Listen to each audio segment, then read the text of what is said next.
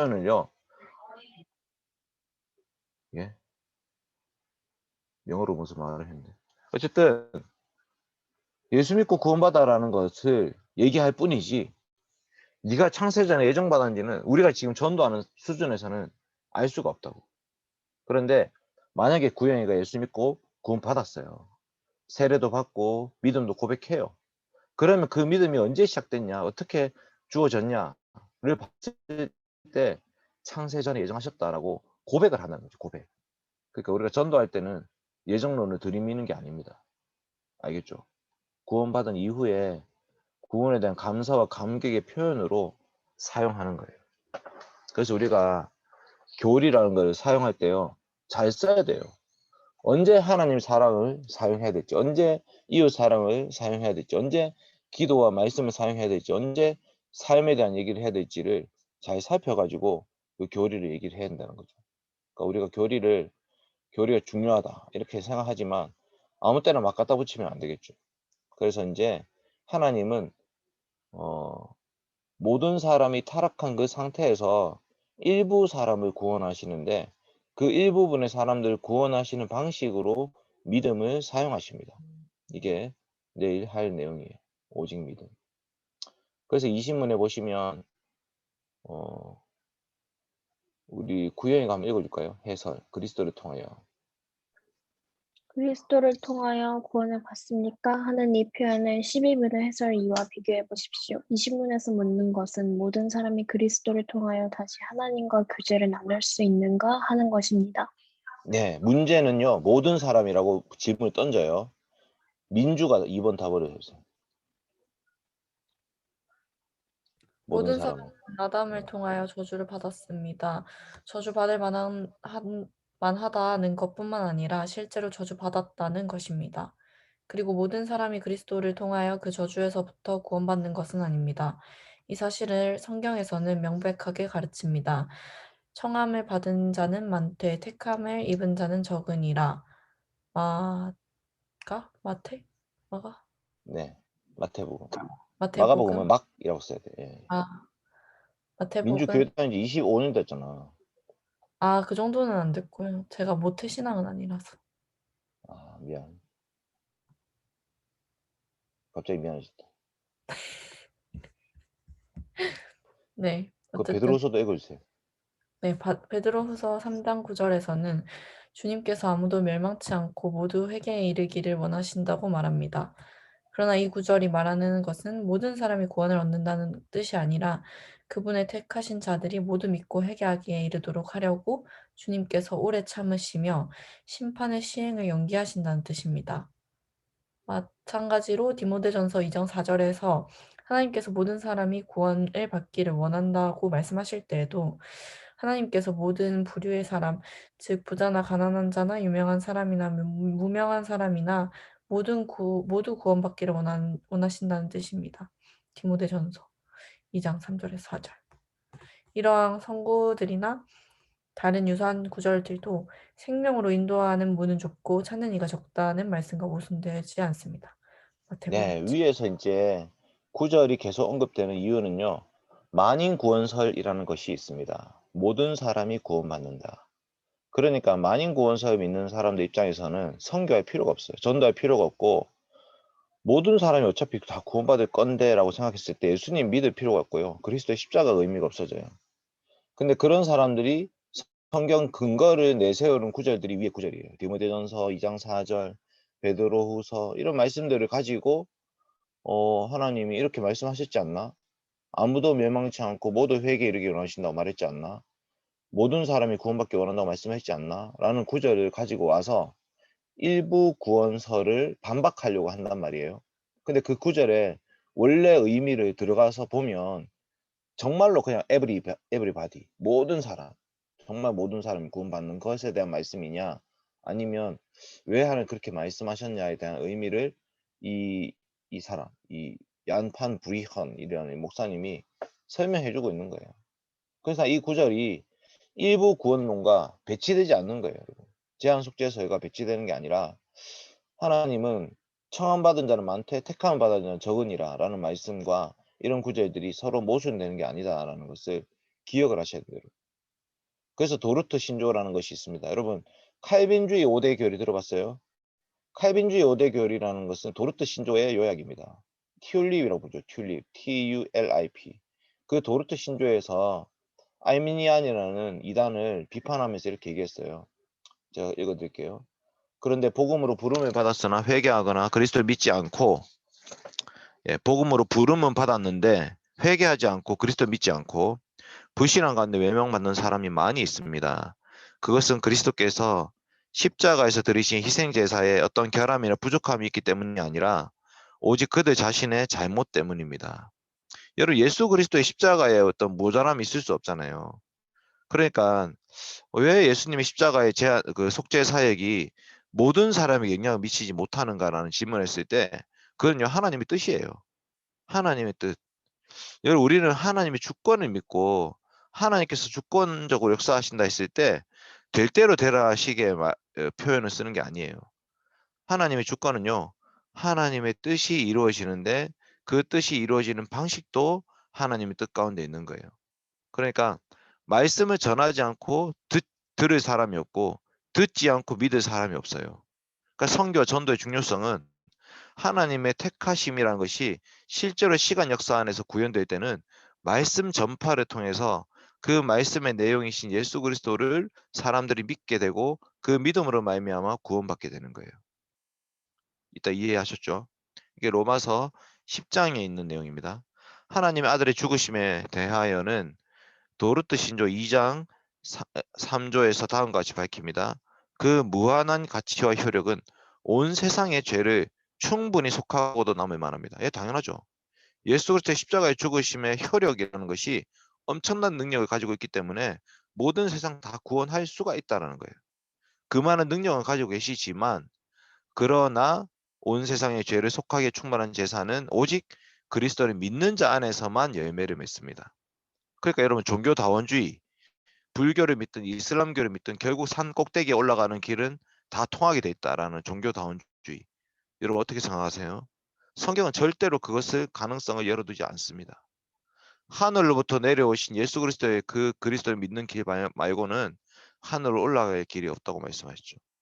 아들을 믿는 자는 영생이 있고 아들을 순종치 않는 자는 하나님의 진노가 그 위에 머물러 있다. 예수님의 기도 가운데 나오죠. 내가 저희를 위하여 비옵나니 내가 비옵는 것은 세상을 위함이 아니요 내게 주신 자들을 위함이니이다. 세상과 내게 주신 자가 지금 구별이 되고 있죠.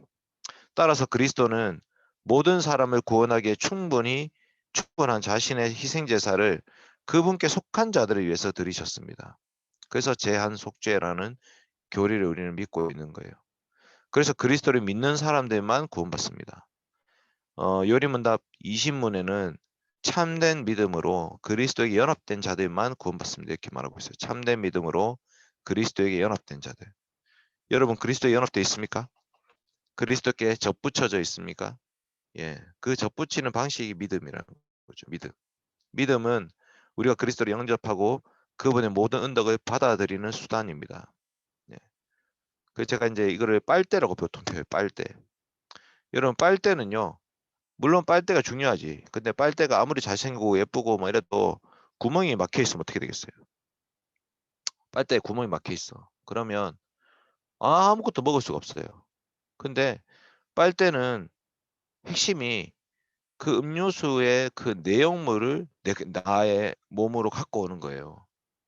그러니까 음료수의 내용물이 누구냐면 예수 그리스도의 십자가의 죽으심과 부활이에요. 그로 말미암은 구원의 언덕들이에요. 그게 그 내용물이 가득한데 그것을 나의 것으로 받아들이는 게 믿음이라는 거예요. 생명의 진액을 포도나무에서부터 그 가지에게로 오게 하는 수단이 믿음입니다. 그래서 그 믿음으로 말미암아 우리는 그리스도와 한 몸이 되고요. 그리스도께 속한 모든 것이 우리의 것이 되게 되고 그리스도께서 획득하신 보화에 우리도 참여하게 된다는 거죠. 이게 믿음입니다. 나 예수님 믿습니다 이렇게 말하는 것이 옛날에 2000년 전에 라는 사람이 살다가 죽었습니다. 그 사람이 죽었지만 부활했습니다. 이렇게 하는 것을 믿는 게 아니에요. 여러분. 그것은 객관적인 지식은 될 수 있지만 주관적으로 나에게 아무런 영향을 미치지 않거든요. 그러니까 예수님을 믿는다는 것은 내가 그리스도와 연합되어서 그리스도와 함께 나도 죽었고 그리스도와 함께 내가 살았다. 이제 내가 사는 것은 내가 사는 것이 아니라 내 안에 그리스도께서 사시는 것이다. 이게 바로 연합이라는 것이죠. 그래서 이렇게 그리스도와 연합되는 것은 하나님이 하신 일입니다. 성령님께서 하시는 일입니다. 성령님이 우리 안에 믿음을 불러 일으키셔서 그 예수 그리스도의 모든 것을 받아들이게 해 주시는 거예요. 그러니까 우리가 구원받기 위해서는요, 믿음이 반드시 필요합니다. 에덴 동산의 아담도 믿음으로 구원받습니다. 에덴 동산의 아담, 타락 이후에 아담조차도 믿음으로 구원받는 거예요. 하나님이 여자의 후손에 대한 약속을 해주셨죠. 그 여자의 후손의 약속을 아담이 믿었어요. 어떻게 할 수 있냐? 자기 아내의 이름을 하와라는 생명이라는 이름을 붙였죠. 자기 아이들 가인과 아벨에게 제사를 가르쳤어요. 동물의 제사, 피의 제사를 통해서 하나님 만날 수 있다는 그 제사를 가르쳤습니다. 그리고 나중에 셋도 아담과 하와를 통해서 태어나게 되는 거죠. 왜? 믿음의 대가 끊어졌기 때문에. 그러니까 아담의 삶을 보면 아담이 믿음 가운데 있었다는 것을 알 수 있는 거죠. 여자의 후손에 대한 약속을 믿고 고백했습니다. 그래서 아담도 우리와 똑같은 믿음으로 구원받은 거예요. 도르트 신조 1장 4조에서 이렇게 말하죠. 복음을 믿지 않는 자들을 위해는 하나님의 진노가 그대로 머물러 있습니다. 그러나 참되고 살아있는 믿음으로 복음을 받아들인 사람, 구주 예수님을 영접한 사람은 예수님을 통해서 진노와 멸망으로부터 구원을 받습니다. 그리고 영생을 선물로 받습니다. 이게 바로 우리가 예수 그리스도를 믿을 때 우리를 향하신 하나님의 뜻이 나타나는 거예요. 이제 우리는 더 이상 하나님의 진노와 저주와 심판 가운데 머물러 있지 않습니다. 우리에게는 영원한 생명이 약속되어 있는 거예요. 그래서 예수님의 십자가의 죽으심의 효력이 하나님의 선택 가운데 모든 사람에게 미치고 있습니다. 하나님께서는 선택된 모든 사람에게 그 구원의 효력을 베풀어 주시고요. 그들에게만 의롭다는 믿음을 주셨어요. 이신칭의의 복음이죠. 그리고 그들이 확실히 구원에 이르게 하시는데 이것이 성부 하나님의 전적인 자유로운 작정입니다. 이거를 예정론이라 부르죠. 가장 은혜로운 뜻과 의도입니다. 다시 말하면 넘어갔다.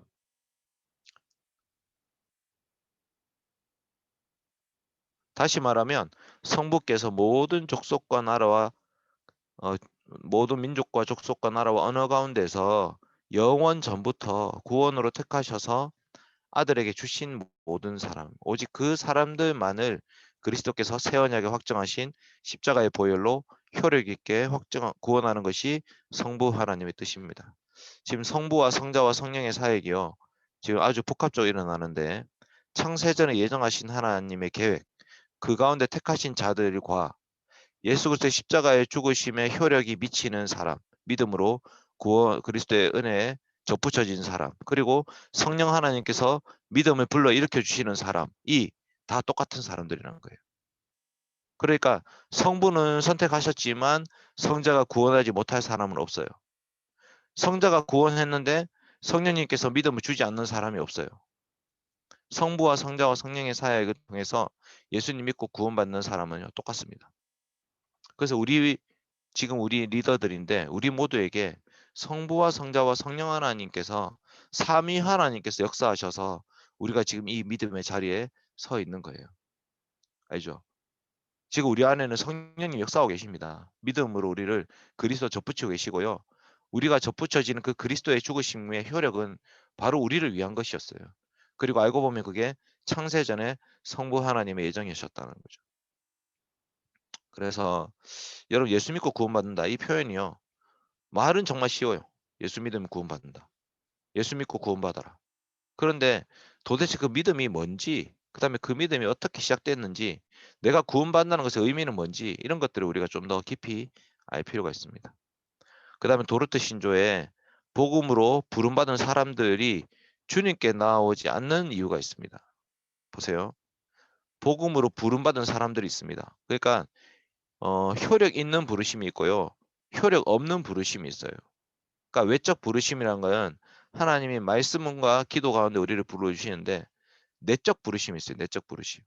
모든 사람이 예배 가운데 설교를 듣고 앉아 있지만 그 사람 중에 실제로 그 부르심으로 나오지 않는 사람들이 있습니다.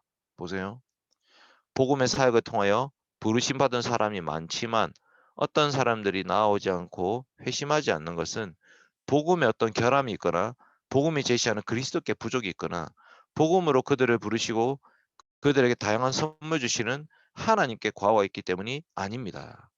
하나님의 잘못이 아니라는 거예요. 그 잘못은 바로 그들 가운데 있습니다. 그들 가운데 어떤 사람은 생명의 말씀에 주의를 기울이지 않고 받아들이지 않습니다. 누구를 생각하시면 되냐면 예수님이 이 땅에 오셔서 예수 그리스도 자신을 전파하셨어요. 예수 그리스도께 자신을 다 보여주셨어요. 내가 하나님의 아들이다. 나는 십자가에 죽는데 나는 죄가 없지만 하나님께서 하나님의 택하신 백성들을 구원하기 위해서 내가 죽는 거야 라고 예수님이 선포하셨어요. 그 장면을 바라보았던 유대인들은 언약 백성이었어요. 구약의 모든 말씀을 하나님 말씀으로 받아들이는 사람들이었고 안식일마다 유대인의 회당에 모여가지고 말씀을 나누는 사람들이었어요. 근데 예수님의 십자가의 죽음과 부활을 받아들이지 않았다고. 그리고 어떤 사람들은 받아들이기는 하면서도 마음으로 받아들이지 않으므로 일시적 신앙의 기쁨이 사라져버리면 그들도 돌아섭니다. 잠시 예수님 따라왔다가 돌아서는 사람들이 있죠. 또 어떤 사람들은 세상의 염려와 즐거움이라는 가시나무 때문에 말씀의 씨를 질식시켜 버림으로써 아무 열매를 맺지 못합니다. 씨 뿌리는 비유죠. 그러니까 어떤 사람들이 복음의 사역을 받아들일 때요. 어떤 사람은 돌짝밭이 있고 어떤 사람은 가시밭이 있고 어떤 사람은 길가밭이 있어요. 똑같이 말씀을 받아들이는 상황 가운데 있지만 옥토밭이 되어서 그 말씀이 뿌리를 내리고 열매 맺는 사람이 있는가 하면 전혀 그 말씀이 효력을 발휘하지 못하는 사람들이 있다는 거죠. 그래서 이 모든 일의 원인을 우리는 누구한테 돌릴 것인가 이런 것들을 좀 고민해 봐야 됩니다. 예수님 믿지 않고 구원받지 못하는 사람들이 그 원인을 하나님께 돌리는 것은 잘못입니다. 그런데 반대로 구원받는 사람들이 내가 믿었기 때문에 구원받는 거야 라는 것도 잘못이에요. 이해가 됩니까? 믿지 않고 심판받는 사람들의 원인은 자기 자신에게 있습니다. 그러나 믿음으로 구원받는 사람들의 원인은 하나님께 있습니다. 이게 너무 놀라운 일이에요, 여러분. 그러니까 지금 우리가 예수 믿고 구원받는다는 것은 우리로부터 시작된 게 아닙니다. 성령 하나님께서 믿음이라는 선물을 주셨습니다. 그래서 하나님께 우리는 감사할 뿐이라는 거죠. 펠라기우스 이단은 자유의지를 중요하게 생각한 사람이죠. 자유의지. 근데 여러분 자유의지로 하나님 뜻대로 하나님 말씀대로 온전히 순종한 사람은 아무도 없었습니다. 자유의지를 가지고요. 우리는 계속해서 하나님께 반역만 했습니다. 반역. 그래서 우리는 도르트 신조 이런 내용들을 좀 알 필요가 있고 네덜란드 신앙고백서에서도 이렇게 얘기합니다. 우리는 성령께서 우리로 하여금 이 위대한 신비에 참된 지식 얻게 하시려고 참된 믿음을 불러일으키심을 믿습니다. 이 믿음은 예수님을 모든 은덕과 함께 영접하게 만들어 주셨고 그분을 자기 자신의 소유로 삼게 해주셨고 그분 외에는 아무것도 구하지 않게 해주셨습니다. 이게 바로 믿음이에요. 여러분 예수 그리스도 믿는다는 믿음은요. 이 땅에 살면서 우리가 필요한 게 참 많지만 하나님이 가장 필요한 사람들이다라고 고백하면서 그 하나님께 접붙여진 그 상황을 말하는 거죠. 잘못된 주장이 여러 가지가 있습니다. 만인 속죄서도 잘못됐고 알미니우스주의도 잘못됐죠. 그리고 믿음은 그리스도께 연합시키는 것뿐 그 이상 일을 하지 않는다라는 것도 잘못됐죠. 열매가 없는 것도 잘못된 거예요. 거짓된 수동성, 하나님의 주권을 강조하다 보니까 우리는 아무것도 할 필요가 없다. 이것도 잘못된 거예요. 그래서 우리는 끊임없이 믿음의 자리에 나아가야 됩니다. 말씀과 기도의 자리에 나아가야 되고 그리스도께서 주신 은덕을 받아 누려야 되는데 그 받는 방식이 믿음이에요. 믿음. 알겠죠? 지금 다 이해하셨는지 모르겠네. 자, 21문은요. 이 믿음의 이제 내용이 뭐냐? 참된 믿음의 내용이 무엇인가? 지식과 신뢰라고 되어 있습니다. 지식과 신뢰. 여러분 그 지식과 신뢰라는 것이 지정의로 봤을 때 지정 이 정도에 이제 머무른다고 볼 수도 있는데 의지가 포함이 되어 있어요, 여러분. 포함이 되어 있습니다. 지정의 이제 지식과 신뢰 이 세 가지가 두 가지로 정리된 건데 그래서 오늘 아침에 이 얘기를 했더니 강도사님이 왜 의지는 없냐, 왜 행함은 없냐 이렇게 이제 질문을 했는데 그거를 그렇게 이제 얘기할 수는 없을 것 같아요. 어쨌든 확실한 지식과 굳은 의지라고 표현되는 지식과 신뢰 이 두 가지를 여러분 좀 기억하십시오. 자, 커피맛 음료가 커피가 아닌 것처럼 알죠? 커피맛 음료. 예를 들면 더위사냥. 더위사냥은 커피가 아니에요, 여러분. 예, 그 커피 맛이죠, 커피 맛. 인위적인 믿음은 참된 믿음이 아닙니다. 예. 근데 저는 더위사냥 좋아해요. 커피는 안 좋아해요. 특이하죠. 커피는 안 좋아하는데 커피 맛은 좋아하고. 그러니까 이제 조작된 맛을 좋아하는 거예요, 제가. 참된 믿음이 아닙니다.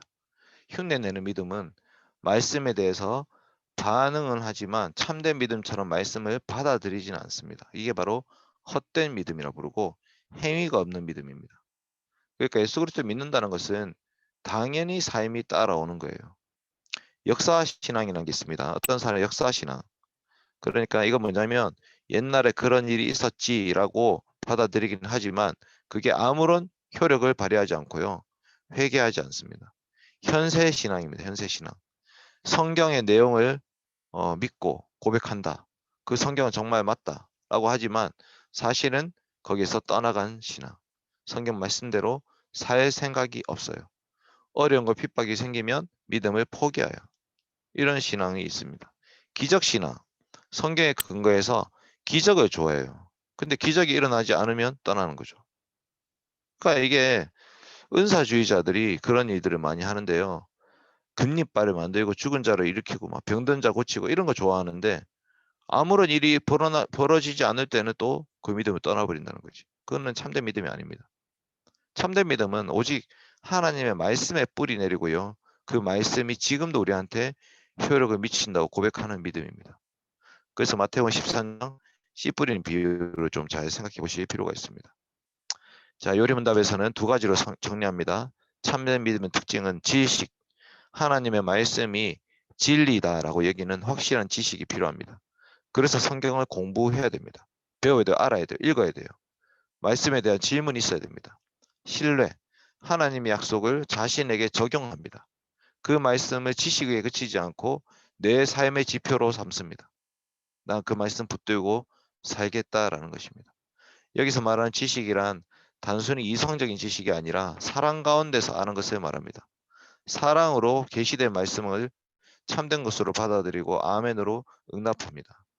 말씀에 계시하신 것에 대한 지식이 아니라 말씀에서 계시하신 것을 아는 지식. 이게 이런 거죠. 여러분 knowledge about God이라는 단어를 써보세요. 만약에 knowledge, K-N-O-W, knowledge, L-E-D-G-E, knowledge about God. 그럼 하나님은 이런 분이야라고 지식을 나열할 수 있죠. 근데 우리는 knowledge about God이 아니라 knowing God이에요. knowing God.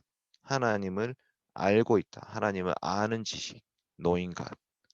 그러니까 하나님과 계속 교제하고 고백하고 그 하나님의 말씀을 듣고 배우고 이 쌍방간의 소통이 있는 그 knowing God이라는 거죠. 이게 하나님 아는 지식이라는 책이 이제 그렇게 설명하는 거예요. 어쨌든 그리고 요리문답은 이제 더 나아가서 신뢰에 대해서도 말하는데 신뢰는 지식과 떼어놓고 말할 수는 없습니다. 근데 이 신뢰는 지식과 함께 가면 좋지만 반드시 그럴 필요 없다 이런 것이 아니에요. 요리문답에서는 지식과 신뢰가 한계를 말하고 있는 거예요. 참된 믿음은 지식일 뿐만 아니라 동시에 신뢰예요. 그러니까 여러분 믿음의 내용도 있어야 되고요. 믿음의 태도도 있어야 돼요. 너 무엇을 믿냐 했을 때 믿음의 내용을 설명할 수 있어야 되죠. 예수님의 부활을 믿습니다. 그걸 믿기 때문에 어떻게 사냐? 부활을 믿기 때문에 죽음을 두려워하지 않고 죽음과 핍박과 고난과 환란이 온다 할지라도 그 믿음 붙잡고 사는 게 믿음이에요. 그래서 믿음은 신뢰를 포함하고 있습니다. 아브라함의 인생 가운데 제 거 인터넷이 불안정하대. 미안합니다. 인터넷 좀 바꾸겠습니다. 인터넷 바꾸면 약간 한 5분 정도 끊어질 수 있습니다.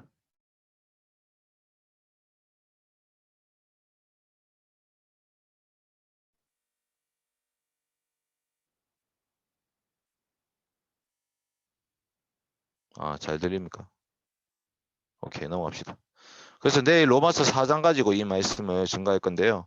아브라함의 믿음이 그런 믿음이었죠. 내가 너로 큰 민족 이루게 해줄게 라는 약속의 말씀하셨고요. 그 말씀 믿었기 때문에 하나님 말씀 따라 순종하며 나아갔고 그 결과 100세가 된 사람이 아들을 낳았죠. 그리고 100세가 됐을 때 낳은 아들을 나중에 하나님 바치라 하셨을 때 바칠 수가 있었죠. 그게 믿음이라는 거예요. 지식과 신뢰는 모두 말씀에 해당이 됩니다. 믿음은 말씀에 계시하신 모든 것을 참된 것으로 받아들입니다. 예를 들면 어떤 사람이 나 예수님 믿습니다 이렇게 말하지만 근데 나는 성경이 진짜 하나님 말씀인지 모르겠어 라고 말을 한다면 그 사람 예수님 믿는 게 아니에요. 왜냐하면 예수님에 대해서는 성경을 통해서밖에 알 수가 없거든요. 그러니까 말씀을 믿는 것이 대한 그 믿음이 예수 그리스도의 십자가의 죽음과 부활도 믿게 해주신다는 거죠. 그래서 굳은 신뢰의 내용은 그리스도의 공로 때문에 나에게 죄 사함을 선물로 주셨다라고 믿는 거예요. 이게 주관적으로 효력을 미치고 있는 거죠. 예수님이 십자가에 죽으신과 부활이 나의 죽음과 나의 부활에 영향을 미치고 있잖아요. 믿음은 하나님 약속에 대해서 그것은 나의 것입니다. 그것은 나를 위한 것입니다라고 고백하게 되는 거예요. 그러니까 예수님이 십자가를 말하고 있는데 나의 죄가 드러나지 않는 사람 있잖아요. 그런 상태. 그 믿음이 없는 거예요. 저 예수 그리스도의 죽음이 도대체 나랑 무슨 상관이냐라고 생각하고 있는 거거든요. 그거는 믿음이 없는 거예요. 그래서 우리는 하나님 말씀을 읽고 묵상하는 가운데 예수님의 십자가의 죽음과 부활을 볼 때마다 그것이 바로 나에게 영향을 미치고 있다. 내가 구원받을 수 있는 것은 바로 저 예수 그리스도의 십자가의 죽으심과 부활 때문이다. 라고 늘 고백하면서 말씀을 보게 되는 거죠. 그래서 여러분 우리가 사람은 하나님을 의존하면서 살도록 만들어져 있습니다. 하나님 믿고 하나님 고백하며 하나님을 바라보고 하나님 소망하고 하나님께 나아가고 그게 바로 기도로 나타나는 기도. 여러분 하나님 앞에 나 하나님 믿습니다라고 말을 하지만 기도하지 않고 살고 있다면 과연 그 사람 정말 믿는 걸까 생각해 봐야 돼요. 나에게 기도가 없다면 나는 하나님 없이도 살 수 있는 것처럼 지금 살고 있는 거거든요. 예, 잘못된 믿음이죠. 말씀 안에 계시된 그 하나님을 받아들이고 그 하나님을 더 의존하면서 기도하면서 할 수밖에 없습니다. 그래서 우리는 그리스도의 말씀 늘 기억하면서 감사하면서 그 말씀 가운데 믿음을 불러일으키기를 소망하면서 성령 하나님께 나아가는 거예요. 그러면 믿음 가운데 우리를 인도하십니다. 네. 22문도 있는데 요거는 이제 사도신경을 가르치기 직전에 하는 내용인데요. 그러면 우리의 믿음이 뭐냐 했을 때 사적인 믿음이 있을 수 있고 공적인 믿음이 있을 수 있죠. 무슨 말이냐면 사람마다 믿음의 대상과 내용이 조금씩 차이가 있을 수 있는데 그거를 공적으로 우리 모두가 고백하는 내용이 있을 수 있잖아요. 그게 바로 공적 신앙 고백이라는 거예요. 공적 신앙 고백. 그리스도인은 공적 신앙 고백이 있습니다. 그거를 정리하고 요약한 게 바로 사도신경입니다. 성부 하나님과 창조주 하나님 믿습니다라는 것이 공적 신앙 고백이고 성자 하나님과 우리 주 예수 그리스도를 믿습니다. 그분을 통해서 우리가 구원받습니다. 이게 공적 신앙 고백이죠. 성령 하나님과 교회와 구원과 종말의 심판을 믿습니다. 이게 공적 신앙 고백이에요. 우리는 이 조항들을 사도신경이라고 부르는데 그런 사도들이 작성해서 그런 게 아닙니다. 사도들은 AD 100년경에 다 죽었어요. 근데 이 조항 언제 만들어졌냐면 주후 500년경에 이르러서야 지금의 형태를 갖추게 되었어요. 그러니까 왜 우리가 사도신경을 부르느냐? 그거는 사도들의 고백이 담겨 있기 때문이에요. 사도들이 가르쳤던 신앙을 우리에게 가장 잘 요약해서 정리해서 제시하고 있기 때문에 우리는 사도신경이라고 부르면서 이 고백을 하고 있습니다. 이거를 이제 해설한 책들이 있습니다. 네덜란드 신앙고백서에서 사도신경 해설하고 있고요. 하이데베르크 요리문답에서 신앙고백 해설하고 있습니다. 그 다음에 도르트 신조에서도 신앙고백 해설하고 있습니다. 교회는 이렇게 성경의 내용을 요약해서 작성하고 그 말씀을 전파합니다. 그래서 우리가 신조, 신앙고백이라 부르는 내용들은요. 성경의 권위 아래에 있습니다. 성경에 가장 권위가 있죠. 하나님의 말씀 그 자체이기 때문에. 근데 신조는 사람들이 그 내용을 정리한 거예요. 파생된 권위죠. 그래서 여러분 신조나 신앙고백도 오류가 있을 수 있습니다. 그런데 공교회적 신앙고백이기 때문에 공교회적으로 신앙고백을 수정해야 됩니다. 신조는 교회에 속했습니다. 그래서 우리가 믿음의 진리와 교회의 교훈을 증언하기 위해서 신조를 가지고 있습니다. 네. 그리고 다음 세대를 위해서 진리를 보존하기 위해서 신조를 가지고 있습니다. 오류에 대항해서 진리를 지키기 위해서 신조를 가지고 있습니다. 신조의 하나됨을 강화하고 나타내기 위해서 신조를 가지고 있습니다. 그래서 이제 생각해 보면 이런 거죠. 교회에서 설교를 하는데요. 어떤 목사님 설교가 내용이 잘못될 수 있는데 어떤 목사님 설교가 내용이 잘못된지를 알 수 있는 시금석이 뭐냐 하면 공적 신앙 고백이에요. 저 목사님 설교 내용이 우리가 공개적으로 신앙 고백한 내용과 다르다 하면 그 설교가 잘못된 걸 알 수 있죠. 그래서 오류에 대항해서 진리를 지킬 수 있는 거예요. 그럼 우리 후손들, 우리 자녀들에게 믿음을 가르친다 했을 때 어떤 내용을 가르쳐야 되냐? 그거를 정리한 게 바로 신조와 신앙 고백이에요. 그리고 우리 교회가 한 교회라고 드러내기 위해서 같은 신앙 고백합니다. 우리는 한 교회입니다. 어떻게 알 수 있냐? 같은 믿음을 고백할 때 한 교회됨이 나타날 수 있는 겁니다. 그래서 여러분 이 신조와 신앙 고백에 대해서 좀 관심을 가지고 특별히 다음 주부터는 이제 사도신경 내용을 배울 것입니다. 이렇게 오늘 정리하고 마칩시다. 예, 나눔을 잠깐 했는데 시간이 많이 흘렀네요. 여러분들 보고 싶고 생각도 알고 싶고 좀 우리가 리더 모임을 모여서 할 수 있으면 제일 좋을 것 같긴 한데 아직은 안 되니까 백신을 빠른 시일 내에 다 같이 맞읍시다. 그래가지고 다 같이 여행도 다니고 해외도 나가고 백신 그 증명서 들고 리더들이 다양한 형태의 교제를 좀 많이 할 수 있으면 좋겠고 이제 이번 학기에 우리가 9조나 나눠서 했는데 방학 때는 사람 숫자 좀 줄기도 하고 해서 아마 한 6조나 7조 이렇게 좀 정리할 것 같아요. 우리 이란 씨가 아마 수고를 해줄 것 같고 근데 이제 방학조를 중심으로 일단은 신방을 돌려고 합니다. 그래서 조로 같이 묶어서 만날 수도 있을 것 같아요. 목사님 만나는 날을 한 조가 하루씩 돌아가면서 만나면 7월달 한 달로 다 끝날 수도 있을 것 같고 어쨌든 목사님이 7, 8월을 신방을 비워놓으셨는 이유가 청년들 신방 때문이었다. 저는 깜짝 놀랐습니다. 7, 8월 신방을 비워놓으셨는데 청년들은 또 신방 하시겠다 이렇게 말씀하셔가지고 너무 감사하고 7월 마지막 주에는 또 우리 하프타임 수련회가 있을 예정입니다.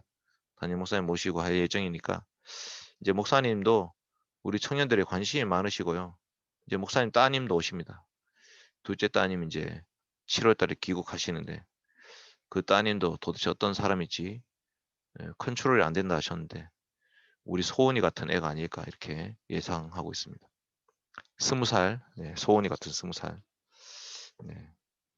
두렵고 떨리기도 하고 그렇습니다. 어쨌든 목사님과 함께 좀 교제할 수 있는 기회가 생겨서 저는 너무 감사하고 어쨌든 우리의 신앙이라는 게 계속 그 모임만 온다고 해서 신앙이 생기는 거 아니니까 이제 고민도 나누고 교제도 하고 또 우리가 생각하는 어떤 가치관에 어떤 충돌이 생겼을 때 어떻게 판단하고 어떻게 결정하는 게 진짜 성경적이고 신앙 고백적인 것인지를 계속 고민할 필요가 있습니다. 그래서 여러분들이 직업을 구할 때나 남자친구, 여자친구 사귈 때나 그 다음에 부모님과 가정 불화가 있을 때도 이제 그런 것들을 신앙 고백으로 어떻게 극복할 것인지 이제 이런 것들을 잘 해결해야 돼요. 그래야지 앞으로도 우리가 이제 인생을 살아가면서 같은 신앙으로 좋은 가정을 세우고 또 좋은 교회를 같이 좀 잘 세워나갈 수가 있습니다. 자, 기도하고 오늘을 모임 마치겠습니다. 기도합시다. 거룩하신 하나님 아버지 감사합니다. 하나님 우리에게 믿음 주셔서 감사합니다. 예수님을 보내주시고 예수님의 십자가 그 부활이 우리의 것임을 믿고 고백하게 하시니 참으로 감사드립니다. 하나님 아버지 죄와 비참한 가운데 살고 있었습니다. 하나님께 진노받고 저주받은 상태에 있었으나 하나님 우리를 불쌍히 계시고 우리를 사랑하시고 우리를 택하여 부르셔서 하나님 자녀 삼아 주셔서 감사합니다. 하나님 아버지 오늘도 그 하나님 은혜에 덧입어서 하나님 앞에서 나아갑니다. 주님 저희를 도와주시고 붙들어 주시옵소서. 내 예배의 자리 가운데 불러주시고 하나님 말씀을 듣게 하여 주시옵소서. 우리를 사랑하시는 그 하나님의 음성을 듣게 하여 주시고 그 말씀 앞에서 깨어지게 하여 주시옵소서. 이 땅에 살면서 참 많은 죄 가운데 살고 있고 많은 욕심 가운데 살고 있습니다. 이 세상은 내 세상이라고 생각하면서 나를 위해서 살고 있었습니다. 하나님 아버지 내 예배를 통해서 말씀을 통해서 그 모든 잘못된 것들 다 깨뜨려 주시고 오직 주님만 바라보게 하여 주시옵소서. 주님만 의지하게 하여 주시고 더 주님께 가까이 나아가며 더 주님을 닮아가는 우리 청년들이 되게 하여 주시옵소서.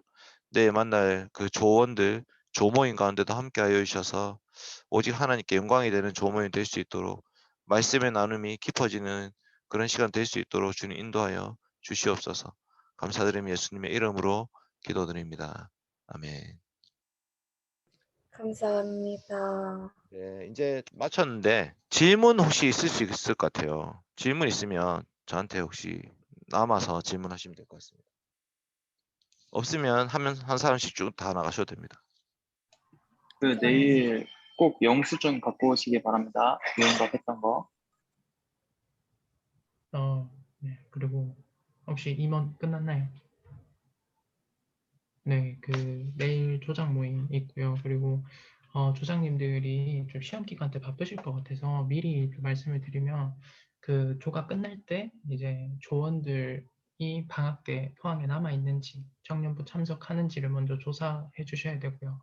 그리고 좀 본인이 조장을 할 의사가 있는지 아니면은 조원 중에 누구를 추천하고 싶은지 그거를 저에게 좀 미리 알려주시면은 제가 참고해서 좀 조장을 미리 컨택을 할 수 있을 것 같아요. 그래서 시험 기간 때 이걸 하시려면은 좀 정신이 없으실 것 같아서 그래서 미리 하시려면 미리 하시고 혹시나 뭐 시험이 빨리 끝날 것 같으면 그때 하셔도 상관은 없습니다. 그래서 미리 이렇게 알려드립니다.